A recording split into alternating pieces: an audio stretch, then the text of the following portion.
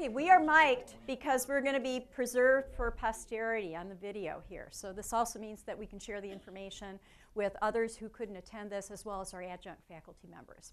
So I do see a lot of people that I know, but for folks who don't know me, I'm Ann Alexander. I teach in the business department.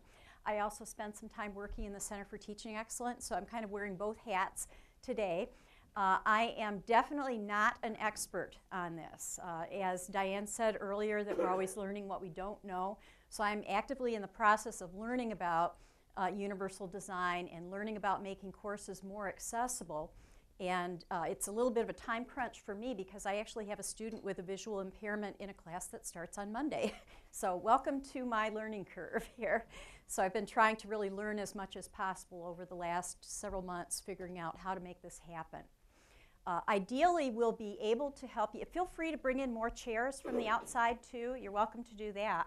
And we do have some spaces up front. There are always spaces up front, too.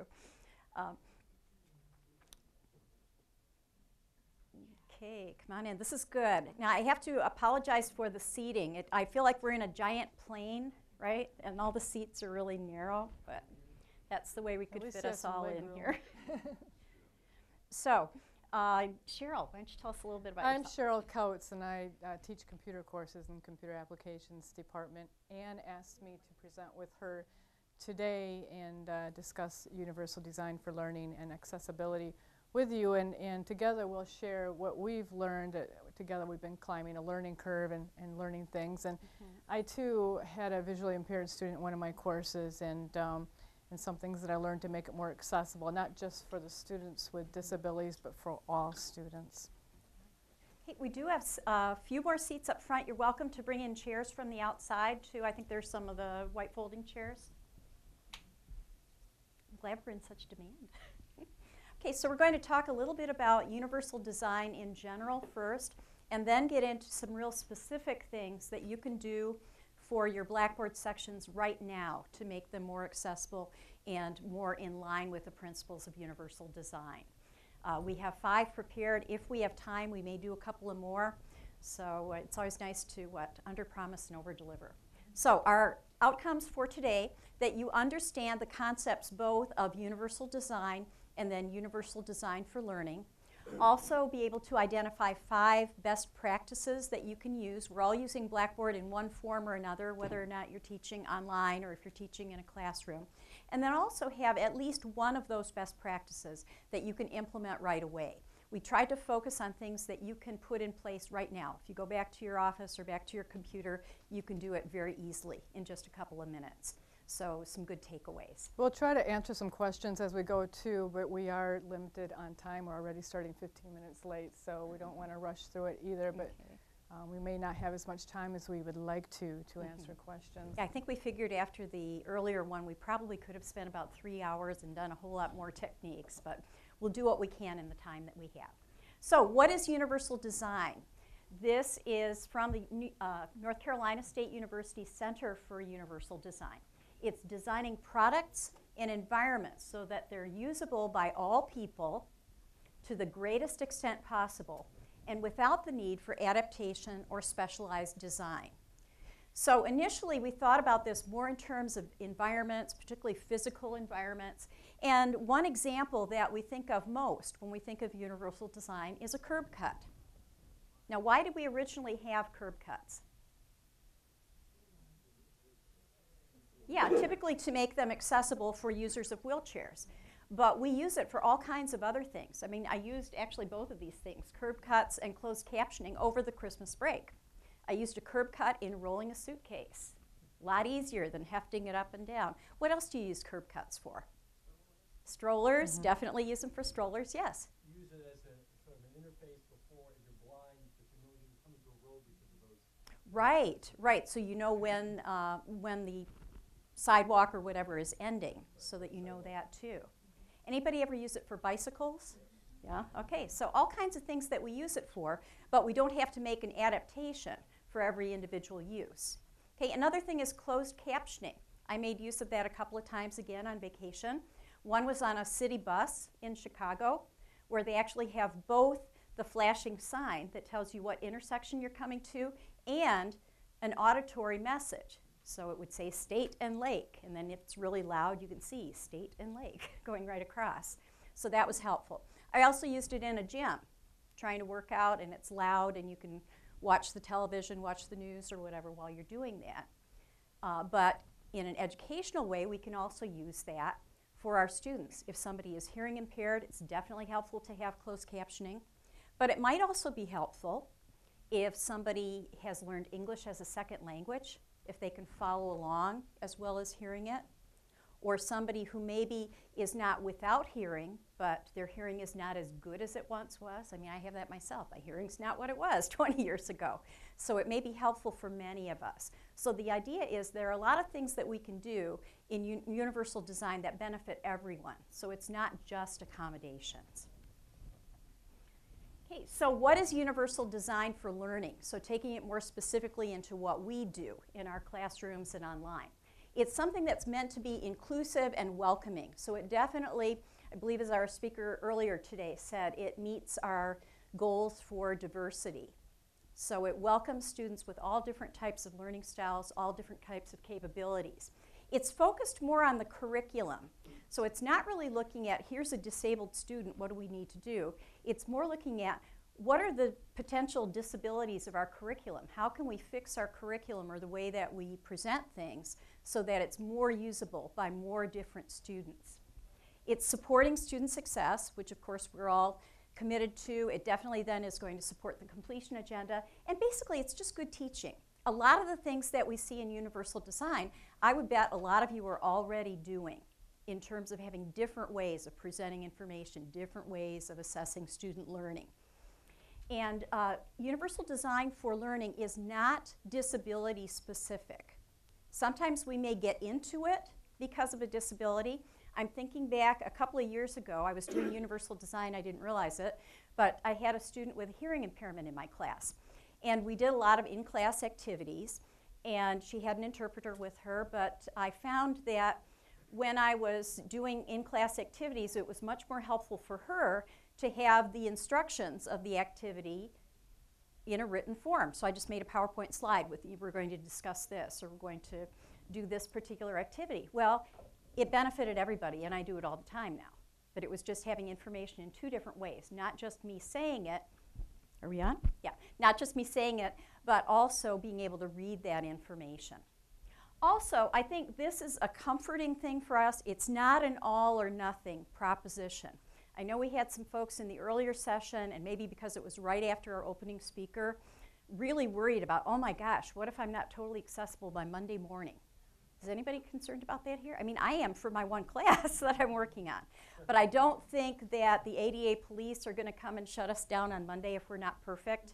What they really want to see is that we're making progress. We're making a good faith effort to become more accessible. And I know personally for me, I'm going to be asking my student, what are ways that I can be doing this better to help you?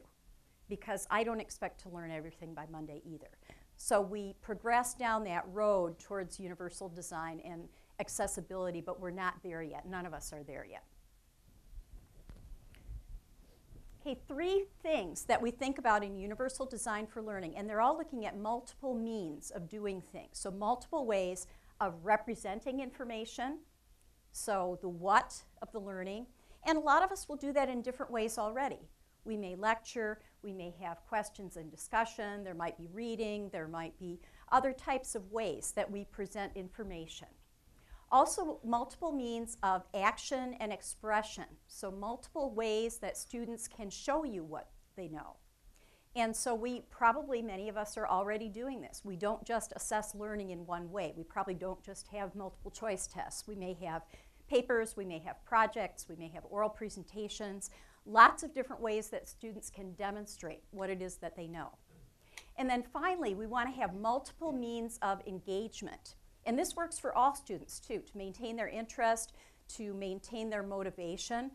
So having different activities during your class. So you might have some individual writing and reflection, you might have talking with other students, you might have projects, you might have questions and discussion, might have games, might have all different things that you're doing. So the idea is that you just want to have many ways for students to get the information, demonstrate that they know it, and get them involved with learning, which is something I think we just want to do anyways, just in terms of good teaching. Okay, our next thing here, I know it's very small and hard to read. We'll also connect you to a website for this. We will have all of the presentations available for you. I believe they're going to be on the Center for Teaching Excellence website, but definitely we'll send you an email and let you know for sure where they are going to be.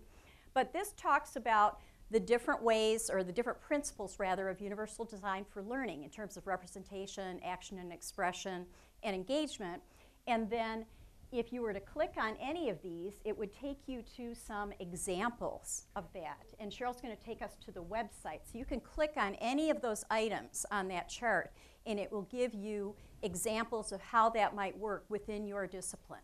We'll provide that website address at the end of the presentation too, but note up there, udlcenter.org/implementation/examples. This is an excellent resource. So when representation, you're looking for ideas, how do you present your information in different ways, you can click any of these guidelines, and these are just that, they're guidelines, they're not strict rules, you must do each and every one of these, but click any of these guidelines for our ideas. For example, offer alternatives to visual information, and this will take you to all kinds of ideas how you can show your information in different ways through here. For example, learning through listening, audiobooks, or a little bit further down here you can have a speaking avatar. I use this for one of my Microsoft Word classes. Just another way to show your information in different ways. And another one, illustrate through multiple media. And you're looking like, how can I do that? So you'll go to this website and look for ideas, and you can follow any of these links. And Anne's going to show you one that she did right here with the Wordle. Okay, so our next slide we show a Wordle. How many people are familiar with that? Has anybody used Wordles? It's almost like a qualitative analysis of a bunch of words, and what you can do, and even how they describe it, they say paste a bunch of text in here, and it creates a picture. And the size indicates the frequency of that word. And what this is a Wordle for a presentation that a student did. I had my students do peer evaluations, and you can see the list of all this, good that, da, da, da. And so I made that, cut and pasted that into a Wordle for each student. So each student now has a picture of how they did on their presentation.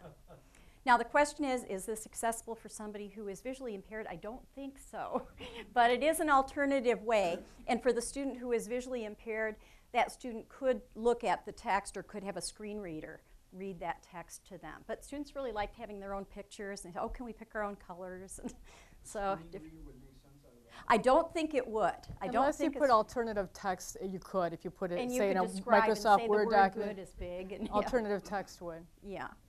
So, but it's just another way of giving information for students. Okay, this next thing is a self-assessment. We were going to have handouts and then decided against that for a number of reasons, but we will be sending you this document as well. And it's a self-assessment about how you're using these 3 principles. So, and Cheryl's pulling up the PDF. Oops. This comes from, let's see, Access, Colorado State. They have a lot of good information as well. So they've got this either as a document, Word doc, or a PDF file. And it's just a checklist that you can use for yourself. How well are you doing in terms of representing, allowing for action and expression, and engaging using different methods?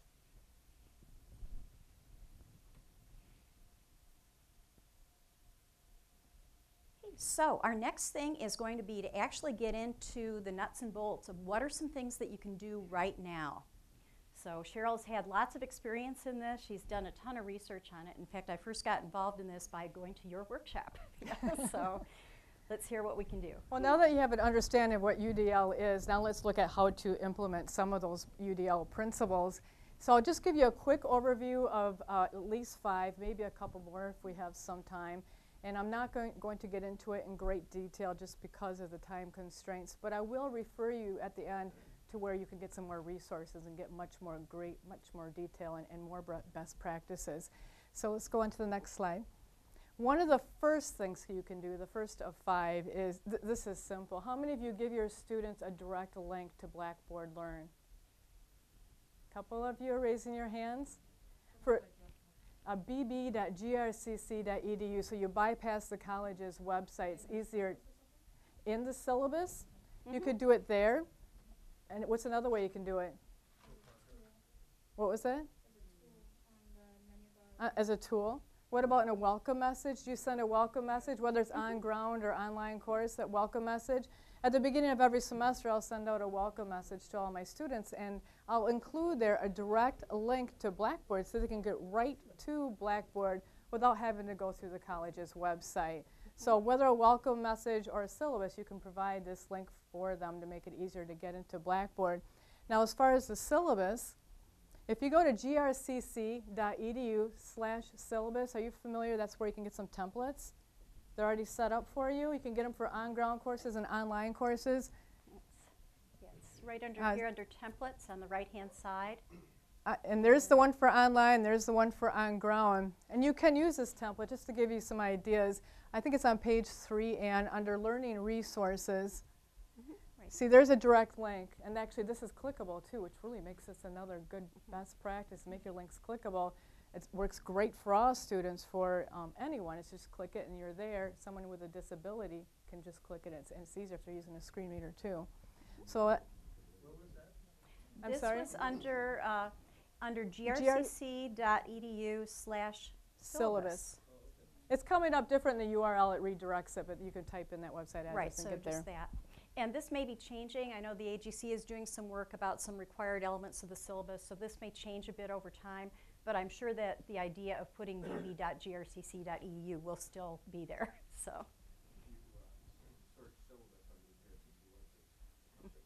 Okay, great. Okay. Thanks. Okay. Good question. Good question. I don't know. Probably could use another update right now, too. And the AGC, as Ann mentioned, is in the process of updating the syllabus. Okay.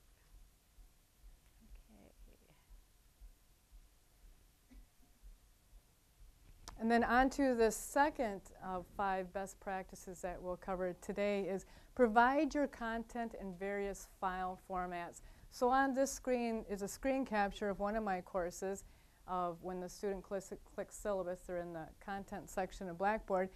And you can see 3 different ways for them to view my syllabus. The one right here, that's right in Blackboard's text box editor.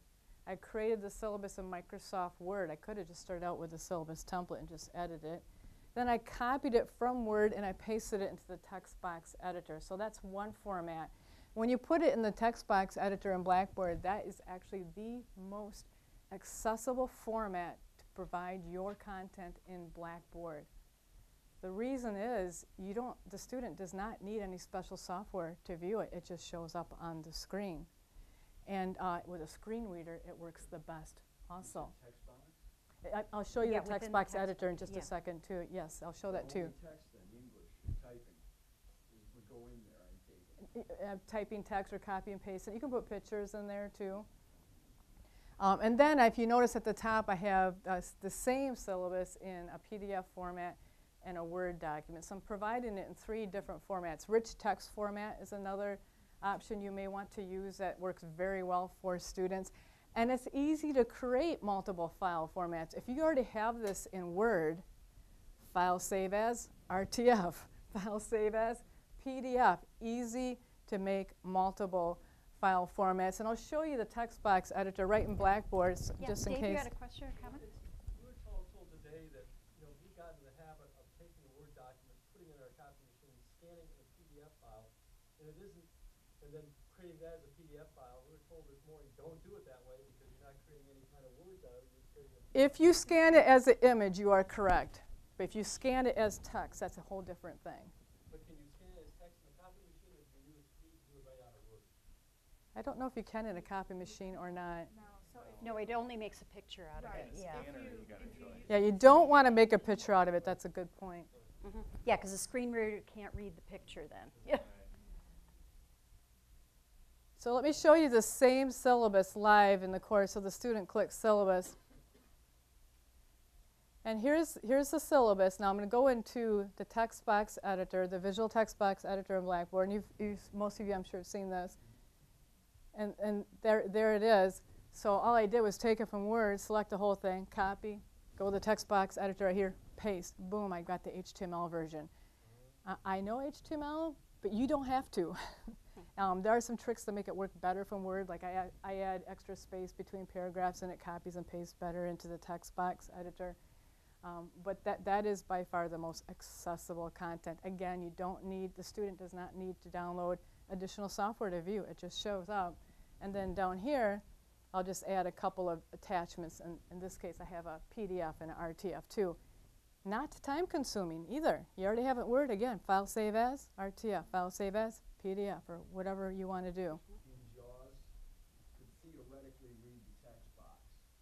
The JAWS. It can read it very well in the text box editor. It is HTML, and JAWS reads HTML very well. But if we did it out, like in the equation loader in Word, you could put it in here, but then JAWS probably would have trouble with that because it probably doesn't seem to have a math notation and things of that sort. Yeah, somebody did say that in the earlier workshop too, that JAWS does not seem to be real math friendly. So I think that's something we need. Visually impaired, we'd almost have to just have an ability to, if we'd say it in English, we'd have to have it spoken, I guess, so that they can have it playing back to them. Playing back. Yeah, you write it out. There's one way to do it, so if you want it 4 times 2, you can't go 4x 2. Okay.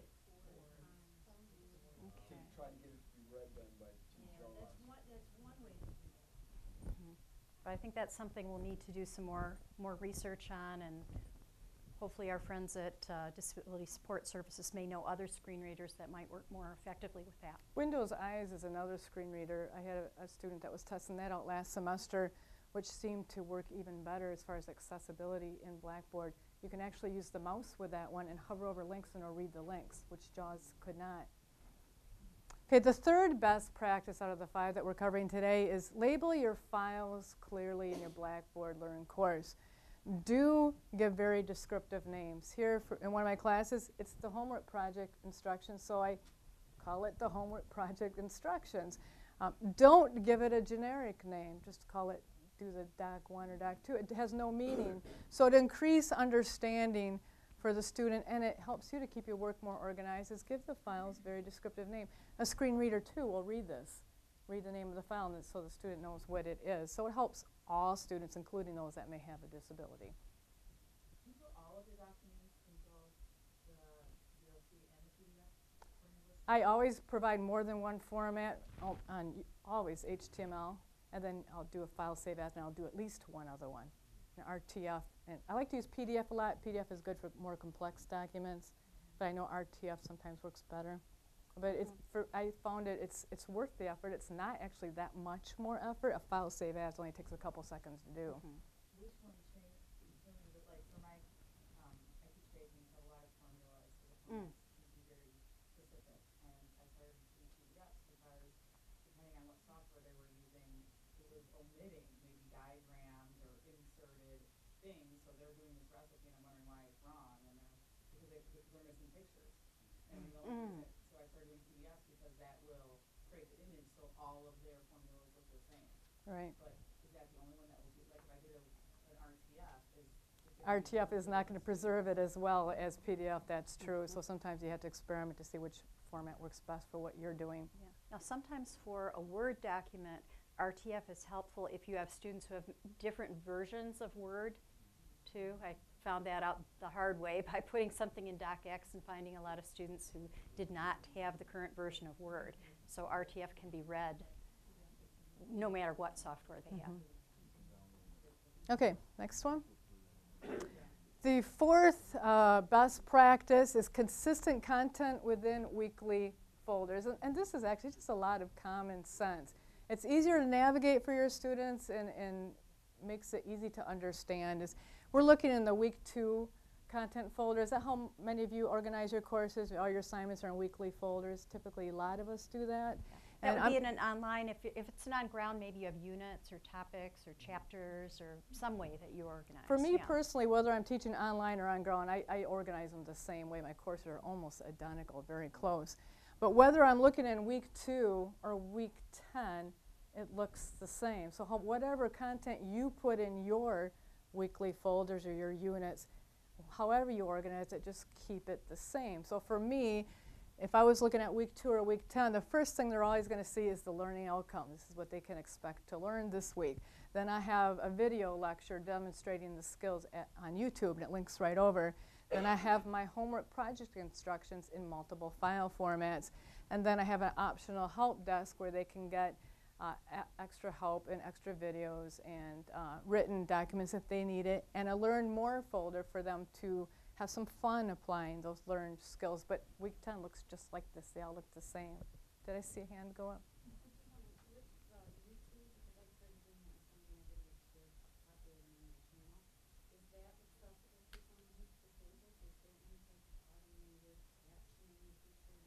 They do have an automated captioning feature, and it does a fairly good job, but you have to go back through and clean it up. I've used Camtasia for captioning too. I found YouTube to be a little bit easier. And what I like about YouTube, and I usually, some of my videos are half-hour long, so I might do 10 minutes, come back later, and I'll do a little bit more later on. Oh, in terms of cleaning up the... Yeah, cleaning up the text, because it doesn't always translate it. Well, it doesn't translate it all exactly as it should, especially technical terms. It won't. But at least it gives you a start, so you're not doing it from scratch. Okay. Anything else? And the fifth best practice, and we might be able to squeeze a couple extra ones in. We have 15 minutes yet. Yay. Set up files to open in a new window. How many of you are doing that right now, or you think about that? Do you know why? I'm sorry? So if they open it in Blackboard, inside the Blackboard frame, and they close it, they get kicked out of Blackboard otherwise. Any other reasons? I treat mine, they're like pieces of paper, okay? So this is that sheet, and it's that sheet, so they can go down and move between virtual sheets, so to speak. So that's... So they can toggle back and forth, kind of, yeah. They can, yeah. That's another good reason. It gives you more space on the screen, too, when it's outside of the Blackboard frame. When you say another window, you don't mean opening it up in the original native, like in DocX, it would open up in Word? If it was Word, it would open in Word. But if it was a PDF, for example, that is different. Let me show you that one. Well, what I'm thinking of, I work in a tutorial lab, and we'll get people coming in and have to print PowerPoint for a class. And if they print it, if it isn't in PowerPoint directly, if they try to print it out of Blackboard, they can't, they get one slide on one page. Oh, right, because it will just show that screen. Yeah. For certain classes, they're printing out 300 pages. Oh, my word. And not all the teachers seem to be aware that they got to pay for that, I guess. Yeah. So if we can get them to open it. Right, in a different window, then you just see the PowerPoint. If there's room for comments, or some people just put 6 and their eyes are good enough they can pick it up and read it, so they save money. Right. But then, can I automatically tell in Blackboard then, so that it will open up? Well, Yes, let me show you that's this. what Now, she's there's a gonna couple ways you can put, more than one way to put information in your Blackboard course. Item is one way. The one I'm referring to right now is file. So if you're in a content section and you choose file, and you're going to say I'm going to put a PDF file in here, and then you see where it says open a new window, yes or no, right where my mouse pointer is. By default, it's no. I always change it to yes. Be nice. Eric Cunningham was in our last session. We said, can you change that? So the default is yes instead. And I think that may be a Blackboard thing, not a GRCC thing. So I don't know if we can yeah, change I it don't now. know. But we asked Eric on that. And just to see it, I created 2 links down here. This is a link to a PDF file that I have for my students so they can record videos for a midterm presentation. But this one I set up, I chose yes on the option. And when I click it, this is what happens. It opens up a new tab, and notice it's outside of Blackboard now, and it's filling the window. So if a student, as somebody mentioned over here, if they close this, they're not kicked out of Blackboard. It just closes that one window. So that's beneficial to all students. If you leave it at the default no, it will not open a window, and it'll look like this.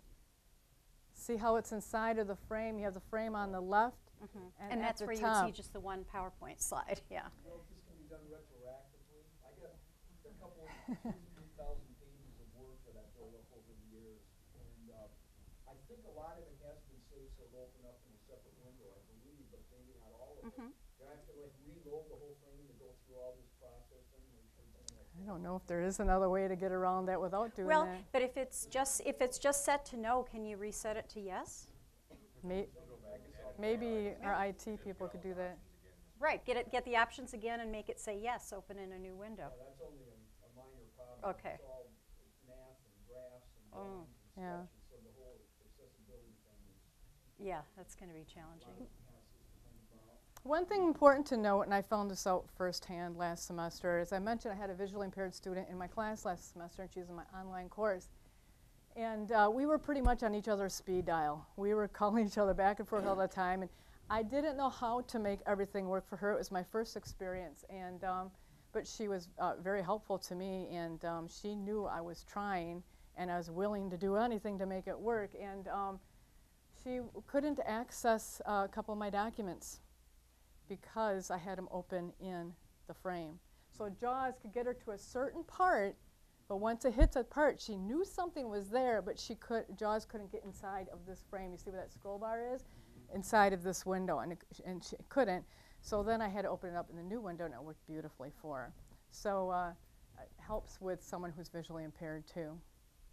So do you do that for every announcement, every item you have? Every file I attach, I have it open in a new window. And your announcements as well, so if you add a new announcement with that? No, that's just content within Blackboard. The HTML is different, but if you attach a file, open that in a new window.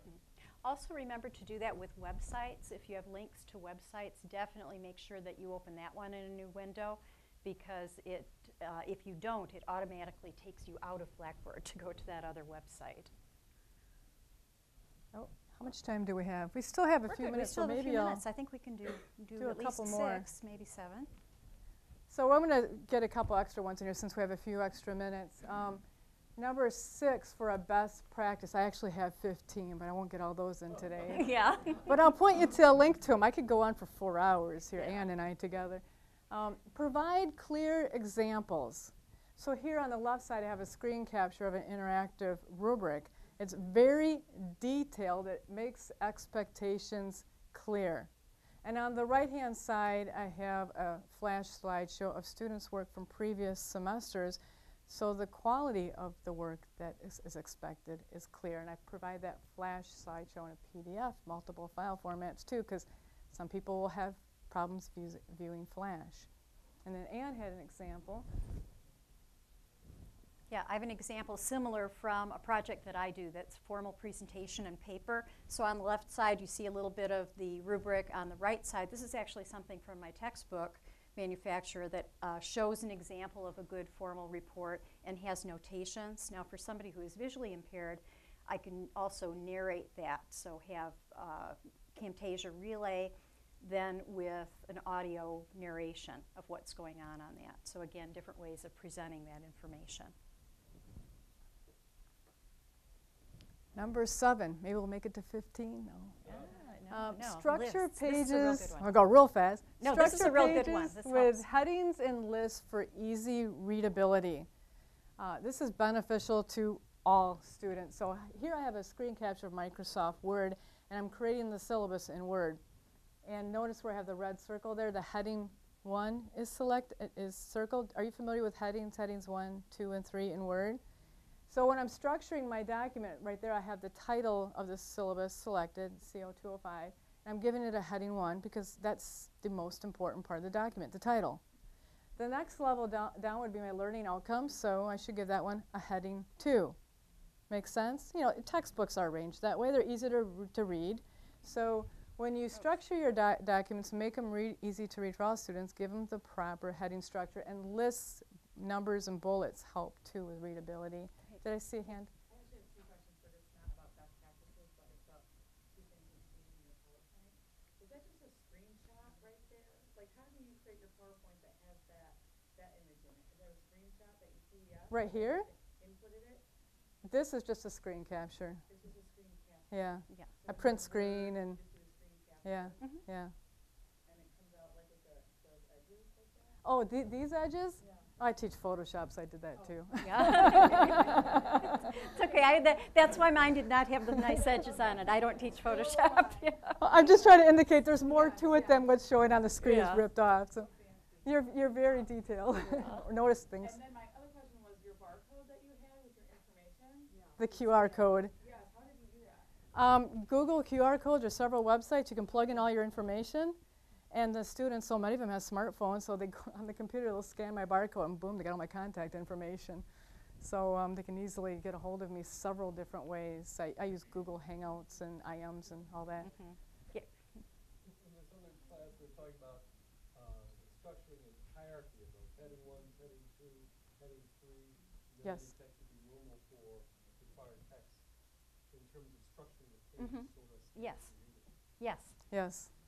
And there's a few, besides easy readability for all students, there's another important reason I'm going to show you in a minute. But this is in Microsoft Word. So if I have a syllabus and I'm creating it in Word, I would want to use the styles group and the proper heading structure and then bullets and lists. But if I'm creating my content right within Blackboard, here's the same syllabus. Now this is a screen capture of the text box editor that I was just showing you earlier on the screen. And I'm typing the syllabus right in there. And if I do it in Blackboard instead of Word, I still want to set up the proper heading structure. So I would click it from the Format drop-down menu, and you see where it says heading 4, 5, and 6? So you would set up your heading structure in Blackboard. Blackboard's heading structure is a little bit different than Word. With Word, you have 1, 2, 3, 4, 5, 6, even up to 7 that you can turn on. In Blackboard, you just have those 3, headings 4, 5, and 6. It just works a little bit differently, but it's the same concept. You start with the highest level for the title, the next level for the subtitle, and so forth. Does that make sense? Again, it's easier to read for all students, and especially for someone with a disability. There's a huge advantage to doing this for someone who's visually impaired. I'll show you this on the next screen. This is a screen capture of a dialog box, a heading list dialog box in JAWS. So last semester when my student, I was trying to make all my content accessible for her, my syllabus was 7 pages long. And when she, and I could hear her on the phone listening to this thing, and I'm getting tired of listening to this whole thing. And can you imagine what it's like having to find one specific thing? I just want to know the evaluation part, but I have to listen to 6 pages first. So those heading lists is recognized, they're identified by JAWS screen reader. So the student presses the H key on her keyboard, brings up this dialog box, and everything that I marked with headings, whether I did it in Word or whether I did it in Blackboard, in the text box editor, is recognized, and the student can now use the arrow keys and go right to one specific section. So if she only wants to hear the evaluation part, the student would arrow down to the evaluations and listen to that portion. So it makes it much easier for someone who's visually impaired, but it's beneficial to all students. Yeah, it's Make just it good easier. organization It is. for all. Yep. How are we doing on time? Does the syllabus template have headings already in it? I did check that once. If my memory serves me right, I think it did. But you might have to check that Yeah, to we should verify. probably check that ourselves. But to if see it's not if hard to not, tell, you can change it. Yeah. yeah, just put your mouse pointer, your insertion point right in there and see what it does on the styles group. Yeah. Yeah. It's in both. It's actually. Blackboard has the heading list under the Format drop-down menu in the text box editor. Word has it on the Home tab in the Styles group. Yeah. I don't know if I want to get more detail on that. Well, I think just to, might want to explain too why Blackboard is different. Starting with number 4, they're already using headings 1, 2, and 3 to create that frame. If you're for the really looking Blackboard at this page. closely, you might have Yeah. noticed, see where it says heading 4, 5, and 6? Yeah. This is Blackboard text box editor, and I only have 4, 5, and 6. Actually, I think they changed it. It says only heading now. It doesn't even say heading 4. It says heading 4, or heading 5, and heading 6. And you notice with Word, it's heading 1, heading 2, heading 3, heading 4. They work a little bit differently because when you're in Blackboard, the Blackboard course management system's already using headings 1, 2, and 3 for their frame, for this part. So your content that's in here would be, drive down heading 1, 2, 3, then yours would be 4, 5, 6, so the student can see the hierarchy of how everything fits together, especially in a screen reader, it would make more sense. Does that make sense?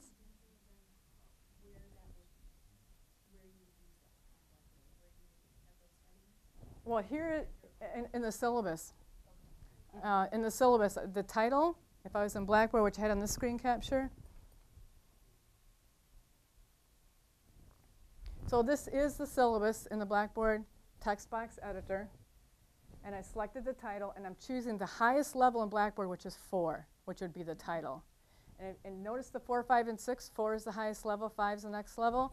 And the JAWS screen capture, do you see the 4, 5, and 6? How it's picking it up?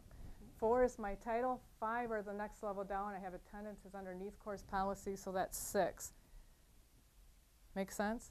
And here's another little thing, too, you should know.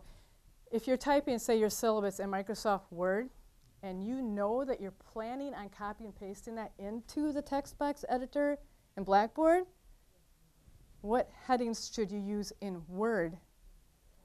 4, 5, and 6, because you know when you copy and paste it from Word into the text box editor in Blackboard, it'll translate over as 4, 5, and 6. And it does. I tried it. If you do 1, 2, and 3, it's going to come over as 1, 2, 3 in the text box editor, and it's going to fight with a hierarchy that's already on the frame. Make sense? More detail you want to know? So